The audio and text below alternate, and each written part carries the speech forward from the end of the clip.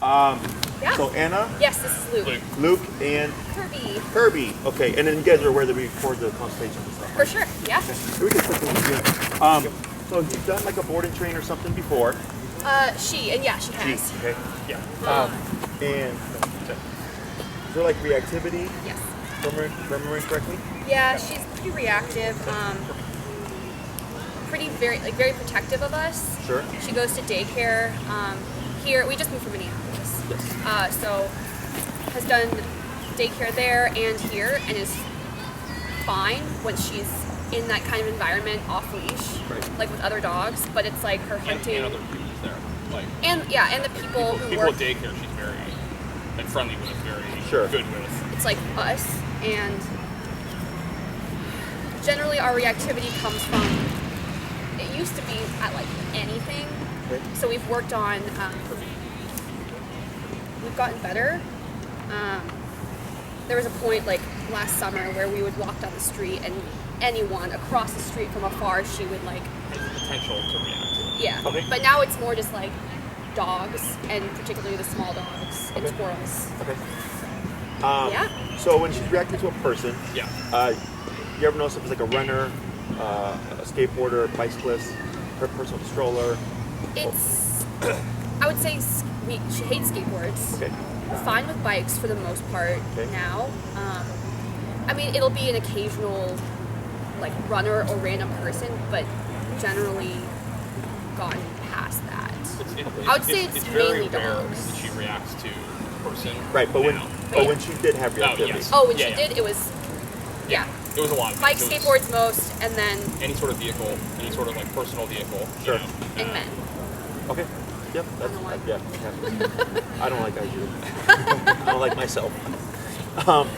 It's all, and I'll explain all that stuff. Yeah. Not out the ordinary. Okay.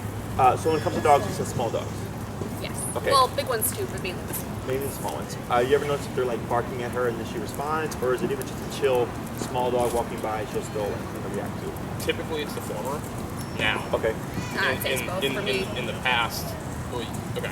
Well, She. This, I I feel hear like is not. usually with small dogs, it's a yap at her first, Correct. and then she will react to that. Correct. I would say she behaves slightly. She's more well behaved with him than me. Sure. So for me, it's like any small dog. Whether the dog is just like hanging out, fine. She's hunting drives. Okay. And then you sent her. Was it a 2-week board and train? Yeah. Okay. And they did prong. And I'm guessing it's just like formal obedience, heel, sit, down type of stuff, or did they do anything? I think it was largely that. The focus then was also on walking. Like they did a lot of leash training with her. We were at the point where we could not walk down the street with her without her reacting to anything. Like it was everything. Right. So it was just like we became unable to walk her. And they used an e-collar. Once. Yeah. Well, they used it, but they had to like They they shocked her once, and that's how they like were able to get through. They did it once, never had to do it again, and we've never used one ourselves. Sure. But that was like, I don't know. They spent literally the first couple days of her board and train, I think, because we were getting daily updates, were like obedience. They're like, oh, she's learned it really quick, and the rest of the week and a half was like solely on like walking outside. Sure. So. Okay. When they used it the one time, was it that they took her out, they were having trouble correcting the reactivity, they were shutting it down, and then they said, okay, we're going to use this now. Took her out, she became reactive, they did the consequence, and then it was like, oh, she understood not to be reactive for the most part. That's how we Yeah. understand it. Okay. Yeah. All right. Anything else I should know about Kirby? I don't think so. I mean, it's probably obvious with like her type of breed, but like she's very smart. Like she can learn, she picks things up pretty quickly. It's just she obviously also just gets very distracted, particularly outside. Oh, I know one more thing. And inside, she's like, you know, in like a comfortable environment inside, she's incredibly well. This is, you know, I'm just demonstrating that like she is a dog that like will listen and will learn. Sure. But she has to be in a comfortable. Well, I was going to say, environment for her to do that. the other thing that we've wanted to work on, especially here, that we've had way more family around and whatnot, is that like helpful introductions. Yeah, learn how to introduce her to people because she's protective in her house and with us, and after like a little while she becomes fine, but Just the initial like coming in and everything. Yes. yeah, Okay. yeah, we don't really know how to do it, and obviously some people she's better with than others, and it's become very stressful to have anyone over. Sure. Because we have to watch her even after they meet and she seems okay. Like if that person gets up and walks to the bathroom, she's like, sometimes they'll just be like, oh, like Sure. follow. Yeah, Okay. Anything else? that was my last reel. All right. Pretty standard stuff. Okay, in my opinion. Yeah, I've been watching you this whole time, watching you guys and stuff.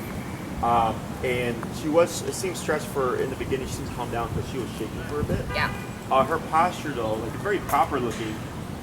She seems relaxed, but I seem like kind of like just the environment, right? And it's not over the top.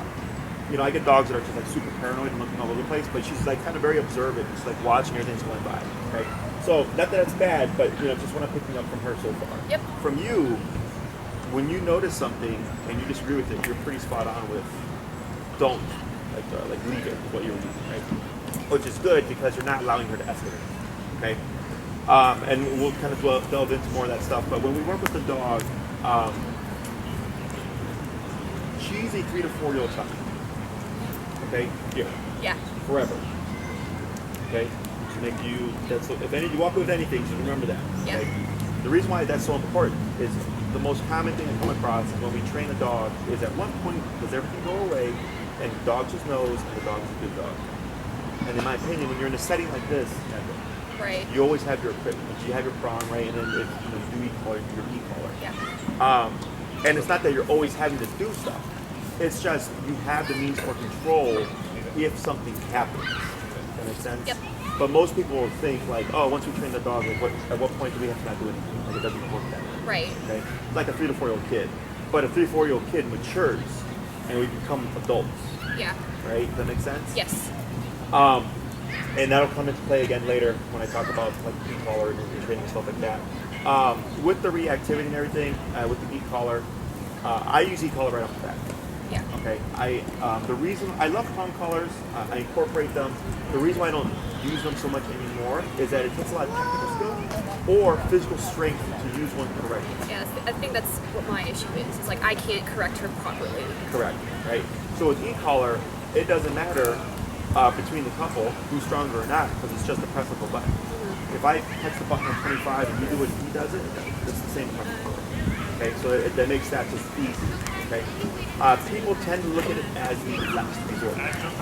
Okay, so it makes it have this kind of negative thing because it's like, oh man, my dog needs e-collar, we've done everything else, right? Yeah. Where I'm like, just start off right off the bat because it gives me off-leash control.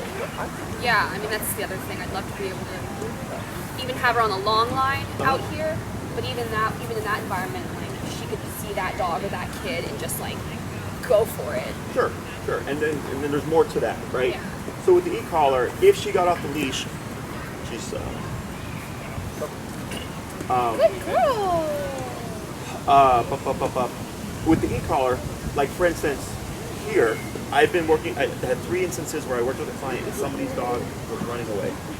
And you just saw him chasing him down the park, like, come on over here, right? Yeah. Not with e-collar. Yeah. Like I can make him come back, right? So it's like if the dog, she's a living, breathing creature, much like you can make decisions and not do stuff and do stuff, right? According to how you feel. Same thing for the dog. So even though she knows e-collar and all that stuff, she could one day decide, like, I don't want to do it. Right. But the e-collar allows you to make her do it. Okay, similar to the prong, right? You just do the correction pop. But here, if you remove that prong collar and she decides to book it, you have no means of making her come back. Okay, so that's just that. With the e-collar, it's not electricity. It's electric, but not electricity is how I put it. You ever been to a chiropractor or a physical therapist? Yes. Have you ever had stim? The machine. Yeah. That's e-collar. Okay, cool. Okay. People think it's like a taser or like vibration. electrocution, right? It's just a muscle contraction. Okay. And for people, they start low, they work their way up. You say that's too much, they lower it, and then you say that feels good, and then they let it do its job. Very similar to dogs. We start low, we work our way up. I have to find Kirby's number. I don't know what it is. Okay. Yeah. You could have the softest dog with the prong collar be super, I don't say resilient because it makes it seem like the collar is not effective, but they will just take the collar with no problem. Okay? And it just means you might have a higher number. Yeah. Okay? Or I get dogs that are super stubborn on the prong, and you can correct them as harsh as you can. You put them on the e-collar, they're super receptive. Okay? It's just the way the dog perceives the tool. Okay? So, because people go like, oh, my dog is so soft and like a nervous personality, they're not going to need a lot. I'm like, you don't know, because I've seen seemingly nervous dogs that are very soft be tough to the e-collar, but do great with it. Yeah. Okay? So I come in and I help you find what's Kirby's working levels and what works in the environment. Obviously, this environment, and this isn't even Oz at its most distracting, okay? Which is why I like using this place, because when it's packed, when the people leave, they're like, if I can do this, neighborhood's easy, okay? So, but the number here might be different than the number at home, or in your regular neighborhood, or in the home if you're needing, okay? It's about environment. So if this was a bland, stale environment, you could be super low, 8, 15. But with everything going on, and dogs and people and tennis balls and squirrels, rabbits, you might be 45. Okay? But once you understand it, it just makes it's common sense, really. Okay? Questions so far? So you? I'm like trying to think through. That makes sense. I haven't ever thought about that way. Okay. When it comes to the e-collar, the way I teach it, so like when I saw you, if I was watching correctly, when you were approaching, you had your leash right next to the chain, right? You had the super short. Yeah. And I want actually complete slack, Okay. and the dog is still here. Is she trained on the right? Yeah. I don't think it really matters. I use the right 'cause it's just easier Okay. for me. Yeah. We definitely want to pick one side. I don't care what side you use, but it makes it easier for the dog. Yep. Okay? Okay. So like, let's say we do right? And I have a completely slack leash, and I'm walking through a busy environment where there's tons of stuff going on, and she's here. What does that tell you? Well, I mean, she's She's focused. focused on being next to you, not focused on what's going on. Correct. Right? So the slack leash. So like one of the things that I do with people No. is they'll say, Jesse, my dog walks pretty well.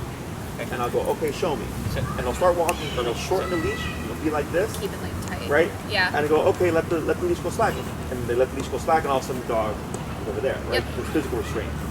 And I think of it as not physical control, but mental control. This is why the only tool that can allow you to do that, in my opinion, is the leash collar, Yep. right? So I have a completely slack leash up to no leash if the owner so wants. And I start this from day one. So even if I get a client that wants on-leash training and we're doing e-collar, I'm using off-leash methods, Yeah. right? And it's just a matter of whether or not they want to do the time and work to go to that degree. Does that make sense? Yeah. So from the beginning, if that's what the person's wanting or not wanting, I'm already going that way, because then it just saves time in the future. Yes. Okay. And also, if your dog is capable of walking with you to that degree, that's a high level of discipline, right? So the theory, if we're dealing with reactivity, and you've already got a baseline down, is most people approach it with, we're going to either punish the behavior when the dog does it, right? Or using the training to help alleviate that problem. So if the dog's more focused on you, we shouldn't see reactivity. Right. It's how that's supposed to work. But this is why I don't do prong. Okay? Because I know right off the bat, I'm like, if the dog's reactive, I'm gonna have to be cranking the dog all the time. Oh, yeah. Right? And then for the owner, they start to either feel bad or they don't have the capacity or the strength or the skill set to use the tool correctly. Then I'm like, just jump to the e-collar, because even if the dog's blowing up, like I had a couple, they were like in their 70s, and they bought a 100-pound, 110-pound German Shepherd. Oh, wow. Okay? So I come in, I'm like, why? But I'm not here to judge, I'm here to help, right? Dog is reactive. And I'm like, I hope to God this dog is sensitive, right? Yeah. Thankfully it was. And their number was like 10 to 25, right? Okay. But the wife was this little petite, little lady, but she had the control because we had a tool that could compensate for her the lack of physical strength, Yeah. right? And plus the softer energy because we're older. Like dogs perceive all these things, right?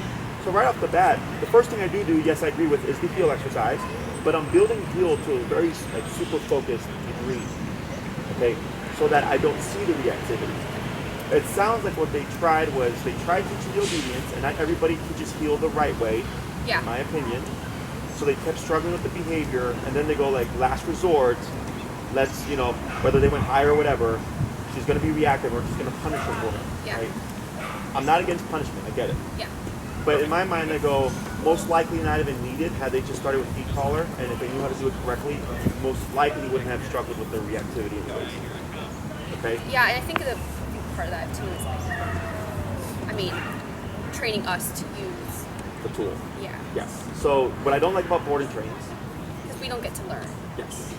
We did do classes like before and after, but like that was like the moment where she actually like turned. I guess we weren't even there. Sure. So. Sure. Yeah. And so like when I get behavior cases, I you know, if the person wants to do boarding train, I tell them I highly suggest you do this yourself. It'll take longer, but you'll save money and you'll learn a ton more.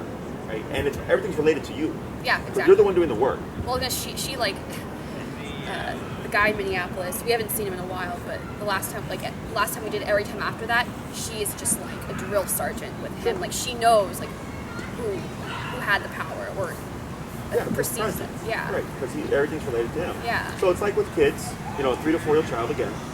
I knew growing up, if I was with my mom, I had to listen. If I was with my grandma, I could get away with stuff. And if I was with my mom and my grandma, if my mom tried to discipline me, my grandma would say no. So I could get away with more. Yeah. Does that make sense? Same thing with the dog. Right? And I had another client who did a 2-week boarding training. He had a little Boston Terrier. Mm-hmm. And I could tell the dog had some training, and it was off-leash trained. And they just dropped the dog off, showed the guy what the dog could do for 30 minutes left, and said, there you go. And he couldn't get the dog to do a thing. Then he had the trainer come back. Yeah. She came, took the dog, left the guy behind, worked the dog, came back and said, he knows everything, and left again. So then he hired me, and I'm like, that's terrible, man. Like you could train my dog in like 2 hours. Yes, like, it's easy, right? Because I have the skill set stuff. You guys don't. Yeah. Right? Which is why I really stress people from doing it themselves. And now with like the whole virus thing, we've been doing verbal instruction, which, so like when it happened, I knew I could still train dogs because of the e-collar, because it's so stupid simple. The only thing was I wasn't sure how far I could get people. Okay, like I knew I could do on-leash, leash walking, sit down, stay, all that stuff, and recall, but I wasn't sure if I would get people to off-leash reliability. Right. So that's typically where I come in to help people. But I proved myself wrong. And we got people that are already like, we want to do off-leash, and I can see that they're capable of getting to it, okay, because it's so simple. And I'm instructing everything. We're here together, right? Yep. And I do a chunk at a time. So you develop the skill, and then I go, good, that's good. Now let's add in the next thing. Now it's going to add in the next thing. It just stacks on each other, right? So you're working through everything. And in one of the videos that we did a testimonial for us. If the dog would get tricky, I would typically come in and work through it, and then give the dog back to give the person the visual. Yeah. But I always hated the fact that I had to do it because it was related to me. And in the video, he mentions like, yeah, there were some troublesome spots, but you worked me through it, and I learned even more because I had to work through that problem, right? And how this applies realistically is in life, it's not going to be perfect. You're not going to have the ideal environment every day, Right. right? So what makes me a good trainer is if something goes south, I can use my collar to make what I need to happen. But I've been through so many shit shows in my career, whether it's an aggressive dog, a dog being reactive, a dog getting off leash, you know, a dog's charging us, like all these things are things that people don't think about, but that do happen, right? Yeah. So I'm able to just kick into gear and just, all right, cool, we're gonna solve the problem. So for you, you have to build that confidence, and you have to have been in a similar situation where your dog is under stress, where you're under stress, but you have to come to a solution because you're not always gonna have an exit.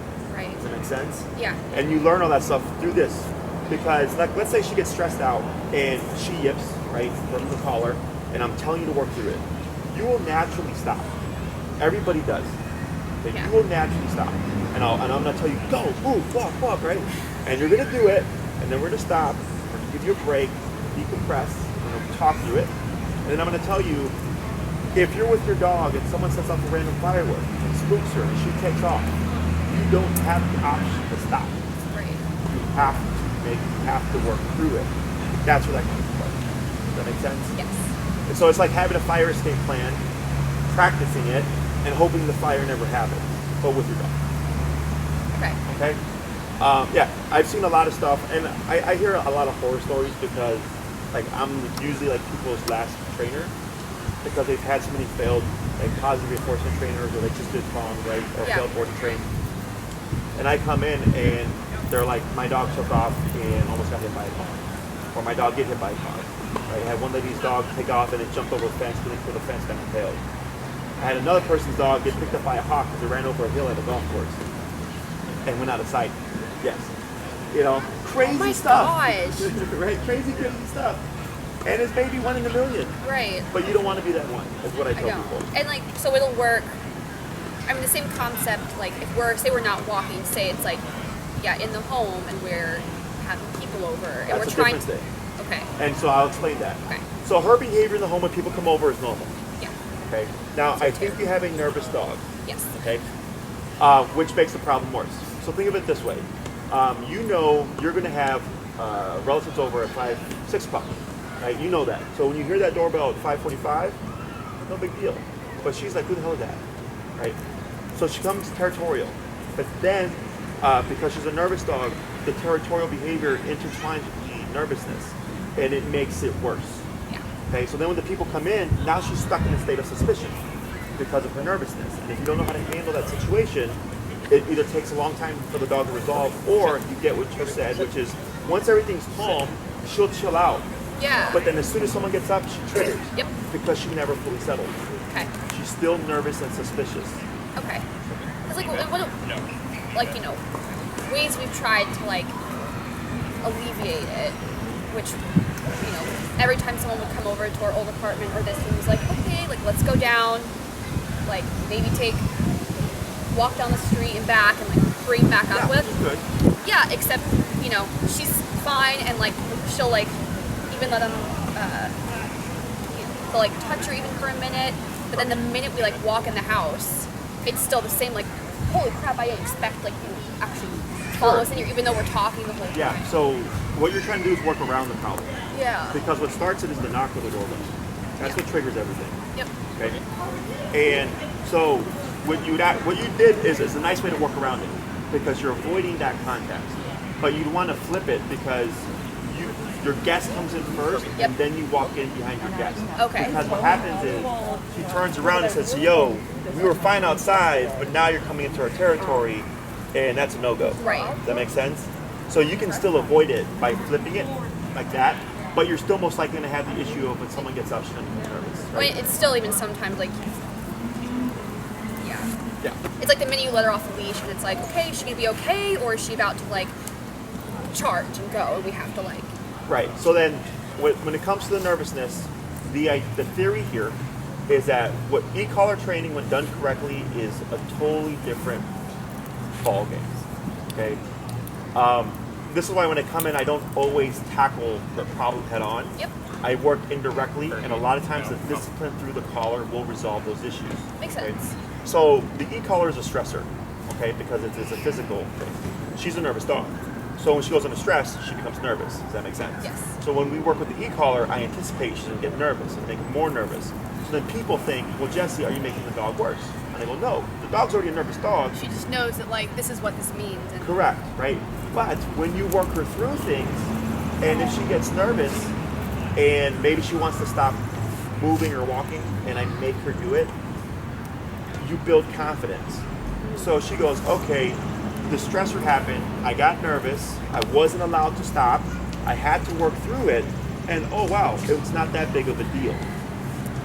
You're teaching her to handle stress. Does that make yeah, sense? she's getting confidence. Yeah, so herself. like for a person, if you try to protect a child from negative experiences in life, they won't be able to handle anything. Yeah.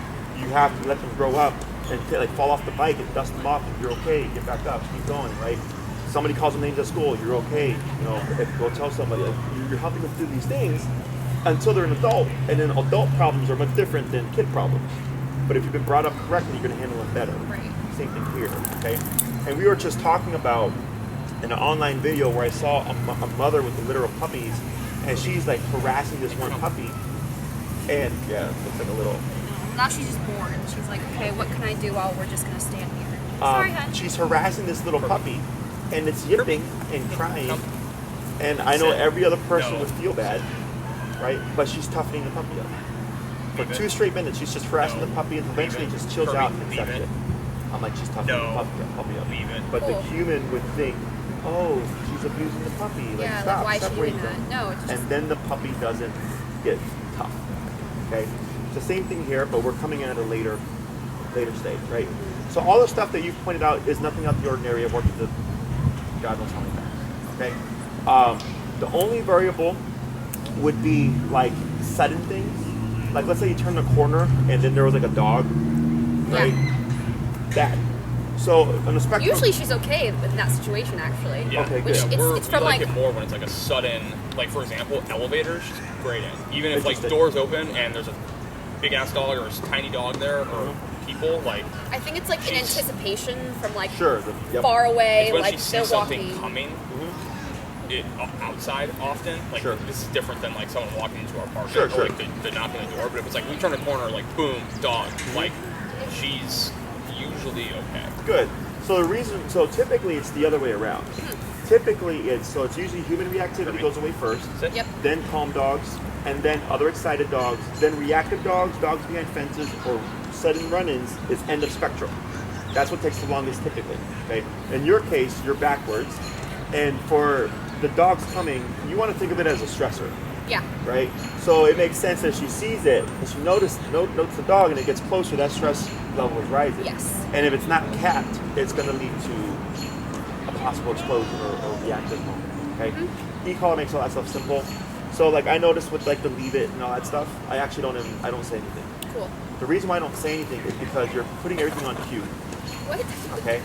You're putting everything on cue, so technically in her world, if you don't say leave it, She doesn't have to do anything. correct. Yeah. And you want to teach her that the behavior itself is not allowed so that she self-checks. Plus, our like leave it and heel are kind of like intertwined at this point, Sure. and then like I'm pretty sure the command is like blended into like she just needs to hear something to Yeah. look at us. which Sure. isn't- So the looking thing doesn't matter. Yeah. Okay, when you have a dog here, when you have their attention, they don't have to be looking at you to be able to listen.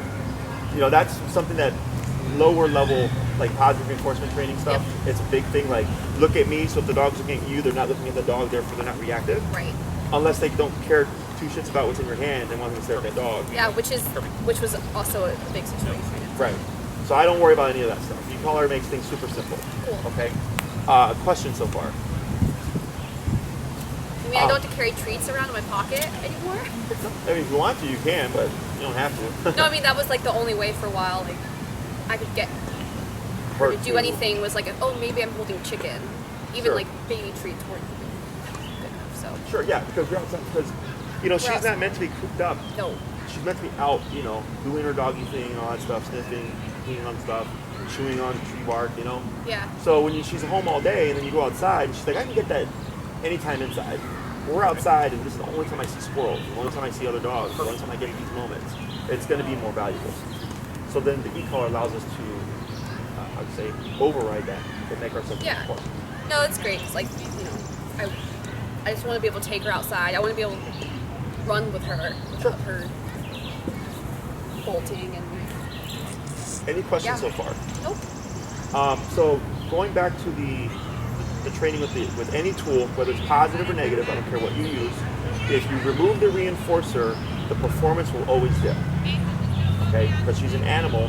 So like if she's like, oh, you don't have chicken, then why should I sit? Yeah. Right? Oh, you don't have the prong collar, why should I sit? Oh, you don't have the e-collar. It's the same argument. What happens is over time you're using it less and less. It's just present, and it's there just in case. Because you'd have it on her like all the time for the most part. No, only when you need it. So like let's say in the Okay. house, she's fine.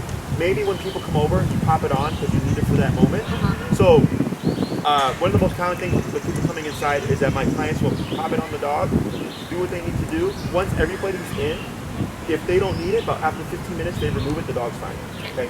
In your case, possibly she has it because of the nervous tics when people move, which we have to counter. That can be addressed. Whether or not she's able to self-regulate is the unknown. Right. Self-regulate is you do all the training, it's very simple, and then you've conditioned her to the point that even without the collar, if someone gets up and moves, she doesn't give into that nervous reaction. Okay, she's able to stop herself because she's going to think consequence usually happens, and I don't want that, right? So then she's going to keep herself in check. Outside, because we can't account for life. So like this morning, I walked my dogs, and somebody randomly blew up a firework. Okay, yeah, it was super random. So my dogs jumped like 2-3 feet to the side. They're like, what the hell was that? You know, and I had them on a leash. But I remember just thinking to myself, like, man, like, I wish people understood that these things happen, and that's what really is present for. You know, so like we have a couple of clients who are like, when does the collar go? When do we pass this stage? And I'm like, never in the real world. In the home, I don't care. But you have exactly, you have to count for other people. You know, and I was with a client once at a park, and someone set off a firework, and I was like, whose dog's gonna run away? And I remember looking to make sure, I was like, so I can see. Thankfully, nobody ran away. His dog was on an e-collar, so when he got spooked, he just tapped him, the dog came back. But if it wasn't for that, you know, it could have been worse. So that's what I always tell people, account for what the unknown, essentially. But you're not always having to like use it. It's just present, and you will find she's going to behave much better. And if she decides otherwise, if something's more rewarding, no big deal, because you can make her smile. Okay? So the big thing that I always stress, but you know, people usually at some point ask, "When does the dog go away?" So. No, I'm happy to. Yeah, I understand it's not going away. Yeah. Well, you know, if you look at people, we got cops, judges, prisons, jails. Some people still commit crime. Yep. Right. But if it wasn't for those things, I'm sure things would be a lot worse. Right. So I look at the same way. I always tell people it's a cop on a collar. You know. So I don't go the speed limit on the expressway. Like I speed all the time. But if I see a squad car, yes, exactly. Right. And then once I pass the squad car, whoop, there I go again. It's opportunistic behavior. Same thing for the dog. Okay. So I know we have like residual reactivity. Yep. And then she's already got a baseline of on-leash obedience. I'm assuming you're going to want recall. Right? Oh yes, definitely. We do struggle with that. What is, if you could have the life of Kirby that you wanted, what does that look like? Being able to, Kirby squirrels.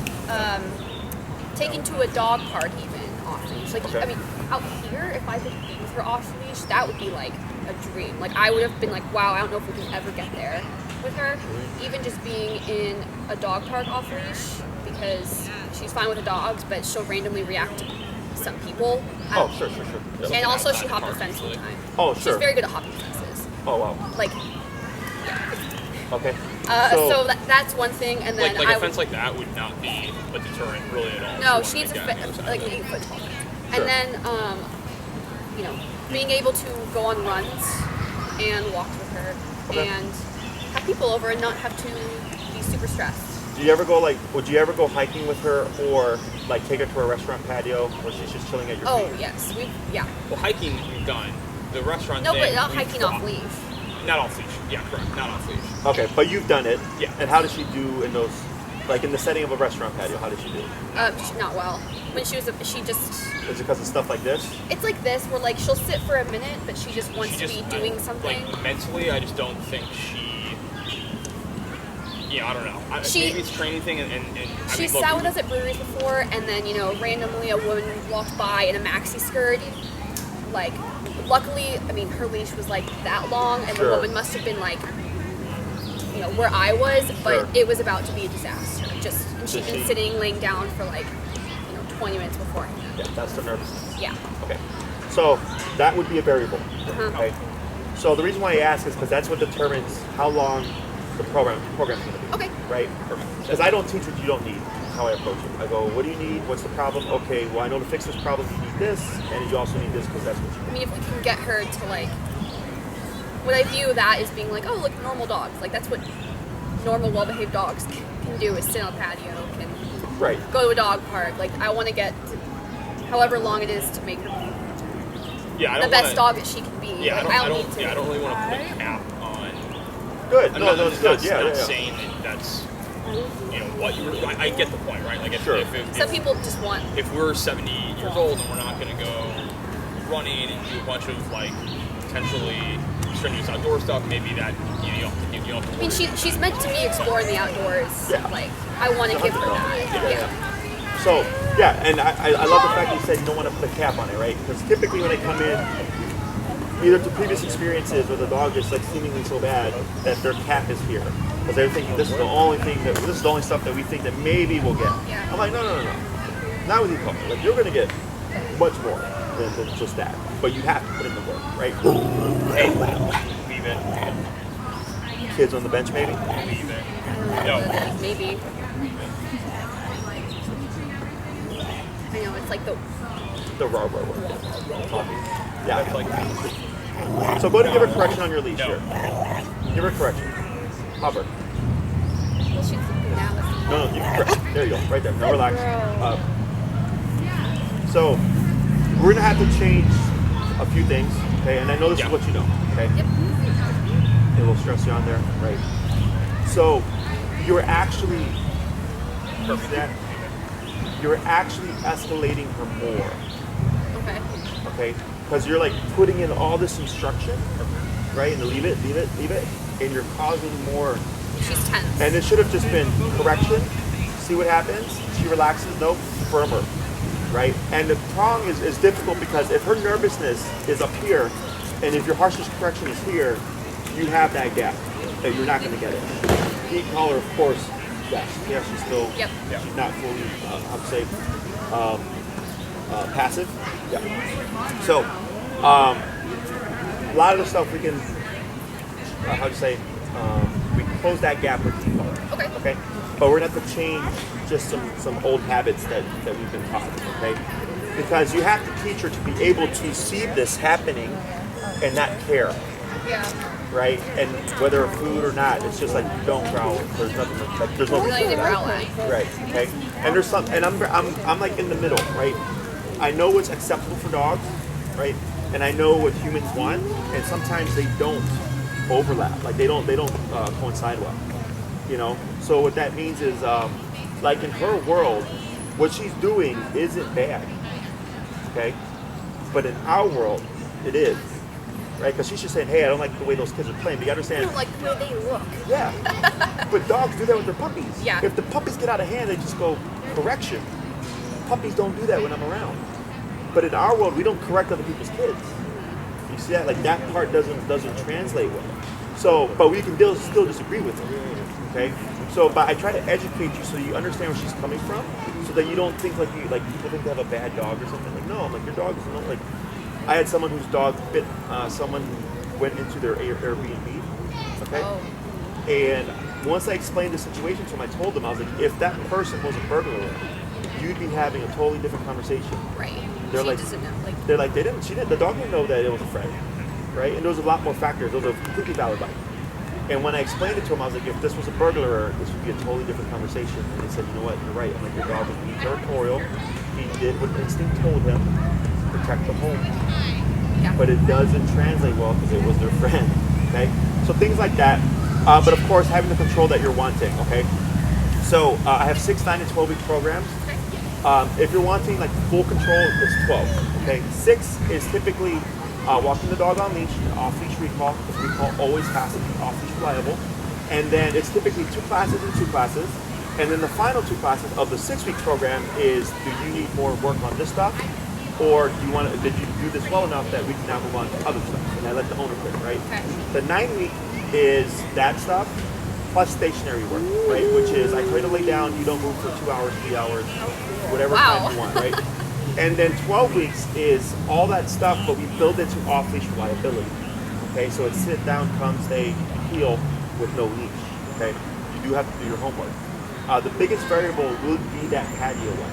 Okay, so what happens is you go to the patio, she settles, right? 20 minutes goes by, everybody's relaxed. Nobody's expecting anything. Some lady with the skirt walks by, catches you off guard, catches her off guard, nervousness kicks in. Okay. It's not just training the dog to not respond to that, right? That kind of stimulus, but teaching the owner to be aware. So people just tend to live life, right? To like do their thing. And when I walk my dogs, I'm constantly aware of, is their dog going to be a dog behind this fence that's going to charge? Oh, there's a squirrel across the street over there. Like I'm noting all these things so that by the time I get there, I'm already a step ahead. people tend to be a step ahead, and the dog's a step ahead, right? And then that's what surprises come from. That's where surprises come from. Okay. When it comes to introducing her to people, I do have an exercise for that. Okay. I highly suggest you muzzle positions. Okay. Even if you've not seen any, I always tell people do it because it will take off the edge. If she responds negatively, you can still correct it and not worry about it. Correct. One more. Good girl. It takes that load off, right? We're like, oh, what happens if she like has a moment? Right. You're not worried about it, right? And we can address it because if you're trying to push for a really high reward, you also put yourself with high risk, Yes. right? So then we put that in play so that you can safely socialize her. And then over time, what's realistic is people within the home that have to do with the home. I don't worry about this stuff, Yeah. right? So if you see someone coming over, don't like it. If you see someone coming over, you can just say no. We're training, we're not ready, right? But she might love everybody within the family. Like that's what's important. Yeah. Does that make sense? Yes. Because people try to make it, I want my dog to love everyone and everything. No. It's not realistic, right? Yep. It's like now she's got, like since we moved here, we've been to his parents' place, and she's good with like, we got a little squad with like a couple people. No, well, there's still some, like your mom.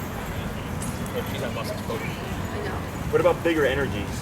Like, do you have someone who's like kind of vibrant and like boisterous? I mean, like, is that Link? Like, I don't think he's boisterous. I'm trying to think, like, Really? That's nervous dogs that have a hard time with fast movement and loud personality. okay. Okay, so if you have someone close to you who happens to be that personality type, Yep. I try it. Trade with them. Okay. And it's even just their presence, because there's such, I'm sure you can think of someone, right, where it's like, Yeah. they're pretty, like, A lot they take up space. It's just yes, like, hey, I'm here. big, exactly, right. Nervous dogs have a problem with those personality types. Okay, so any other questions or concerns? No, I think the muzzle thing makes sense. I mean, going to the vet in general is probably a good idea to have her on it, just in case. We haven't had, she's never had a bite with anyone, but like, But I mean, she will like. I mean, she'll jump she'll get like. in your face. Yeah, she'll get like on you, Sure. come at you, and Sure. growl. In a way that like, Back off. especially for not, people who don't spend a lot of time around dogs or haven't been around dogs, it's scary. Yeah. Like It's scary if you've been around a dog, to have a dog. It's understandable, right? Yeah. But it's coming from her nervousness Yeah. and setting boundaries, and you give her something to protect. You empower her. So it's all stuff that I've seen before. Okay. So there's no such thing as a perfect dog, because there's no perfect human, right? Unless you think yourself perfect. But as we go along, you'll start to learn. Like, oh, like makes sense. Like, yeah, like I get it. But we can always push for more. Like you said, I don't want to cap it, right? I won't cap it either. But let's say you do everything to 110%, and the most we get is 90. And I'll tell you, like, hey, like people outside, it's just not going to happen. It's no big deal.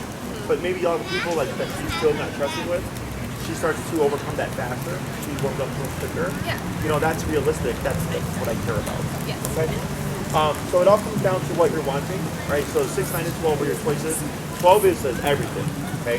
And we would just lay a remote over the stuff she already knows. I'm kind of teaching her from scratch. Yeah. Because I mean, that don't makes know how sense. they taught her. For sure. I have to teach her my style. Yep. But I'll coach you through everything. You're doing it yourself. The exercises are very simple. And if you're not sure, just go to my YouTube channel. And I have what's called social distance dog training, my playlist. And it's Okay. everybody, and you'll see them here. We're training. And you can see like, oh wow, yeah, like be able to get it from beginning to end, the result that you're wanting. And then each class you see them progressively getting better in this kind of setting. Okay. Okay? Anything else? I was gonna ask, like, maybe at the end, like, recommendation for like muzzle or We can send that to you. Okay. Yeah. I figured. The collar I recommend for her dogs are 2,300. She's like, what, 40 pounds? Yeah. It's meant for 70-pound dogs and under, 3/4 mile range, fully waterproof. It runs about 287 with cats, okay? In my opinion, the best brand of collars. I've had mine for 7, 8 years, no issues, it'll last a really long time. And then Maria will send you the pricing for the 6, 9, and 12, as well as that collar, and then the link, and then we'll send you, I have a training resources page on my website. We'll send you that link as well. And it has the muzzle brands that I recommend, as well as some muzzle training videos. It's very simple. I just tell people, watch the video, do it on your own, and this way we make the time with me more useful. Yeah. Okay. And what we've done is, for all those that are meeting us here, we've comped in 2 Zoom sessions as well. Okay. For stuff like if you have a lot of questions, instead of spending an hour standing here asking questions, we can be training, we do it over Zoom. Okay. Or like let's say the inside stuff with people coming over, because the whole virus that is making things tricky, right? Is that can be done via Zoom as well. Okay. Once you have enough kind of insight, it's easy to coach. Okay. Okay. Anything else? Good to you. And this is Brianna and Enrique, by the way. Hi, nice to meet you both. I was gonna say. Yeah, these are my employees. They tag along to film, but they're also my junior trainers, so they're Cool. learning all this stuff for us and everything. Okay. Okay. I don't know. I'm excited. I feel like hopefully we'll have by the end of summer. Yeah, you put in the work, you get the results. Yeah. Is what I tell people. You know, if I tell you, hey, she needs 60, right? Because we're logical, we'll say 60 feet. I'm like, yeah, but that's gonna fix the problem. Yep. And then you come back and like, how was it? And you're like, terrible. I'm like, how hig'd you go? We only went to 30. I'm like, well, 30's not 60. Okay. That's where people struggle. Okay. Is like doing. Yes. But when we're working, because you'll be doing everything yourself as I'm coaching through it, it'll make more sense to you. Because I think typically when people leave, since they've not done so much with it, they're not comfortable. So then I have to build their comfort, you know, with the tool. But since what I've noticed with all the people that have been doing it themselves, they're much more inclined to do it because they've had to do it themselves. They're in training. Yeah, I think that makes sense. It was always like intimidating before, being like, well, it was hard when we'd go for like walks, and then just because the old trainer's name Milo, like Milo was with us, just knowing he was there, she was like on it, even if I was walking there. Yeah, and I think the virus has made things interesting, but it's also made us both like work from home, so we're definitely like with her more and able to like, I think, you know, figure out for like 20 minutes to work on More something. stuff, yeah, oh, for sure. And I'll give you some tips as well to help prevent any issues post-quarantine. Because the quarantine has either made dogs created separation anxiety, or made dogs more territorial because now they're makes sense? Yeah, we're still trying to take her daycare a couple times a week just to like, be like, all right, Sure, get out of here. get out of here, new people. Yeah. And the reason why she doesn't have issues there is because it's a community setting, and she's not with you. Yeah. Okay, so it's like, you know, if you go to a bar, it's gonna be loud, right? She knows who knows. Yeah. But if you go to a restaurant that's more quiet and you hear a loud couple, like, that kind of bothers you because it's a quiet restaurant, Yep. right? Same thing for her. So if she's with you, you're her, like, you're like with your own little territory, more inclined to be defensive and disagree with things, right? But when she's in a community setting, that's much different. Oh yeah. Don't like the rollerblades. Random, yeah. Like Yeah, we're gonna get plenty of that here, by the way. Yeah. Okay, so you'll get plenty of practice, and then, you know, once you start, this is a great place to work in. Cool. Because, like, you can see, like, again, this is not even close to what it can be. Yeah. We've seen it. So a factor of like 10 from this. Yeah. So yeah. Okay. Awesome. So if you need anything else, let us know. Yeah. Maria will get in touch with you. Okay. And then she'll reiterate everything I said, give you the information and stuff, send you some training forms, and then get you all set up. And then because we are working outside, if we try to keep ahead on the weather. Yeah. If it looks bad, we might do last minute like reschedules. So you can let her know, like, hey, like, we're working from home, we're okay to reschedule if needed due to weather. Yes. This way we can make a note and know who we can work with if the weather looks like it's going to rain. Okay. Okay. Past couple weeks have been fine, but before that it was like raining all the time. Yeah.